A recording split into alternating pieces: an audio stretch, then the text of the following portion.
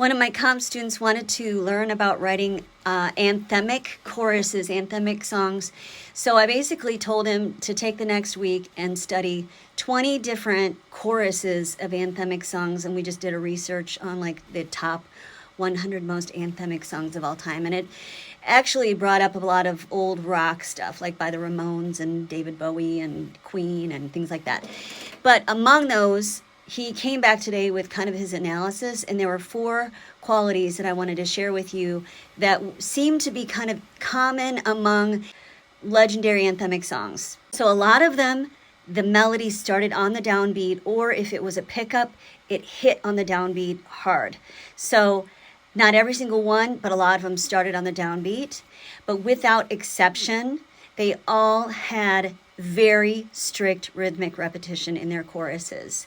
So that is, I mean, that's a good principle anyway, but especially the songs that are considered to be the most anthemic, like you find a rhythm and you just keep with that rhythm and you make every line go with that rhythm. The third thing was a lot of them had the title kind of in other parts of the song, like the song My Generation, talking about my generation, like they do that in the verses so that when you get to the chorus, it's already been super established.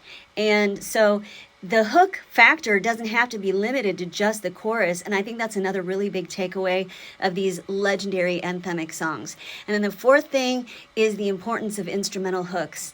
And my student had questions about how do you write a good instrumental hook? I was like, you take a really great instrumental hook from another song, you modify it, and you make it yours. You change the pitches, you can take the rhythm, put it on a different beat in the measure, and change the pitches. And most of the time, it's not going to be so close that people are going to be like, oh my gosh, you stole that riff from something else.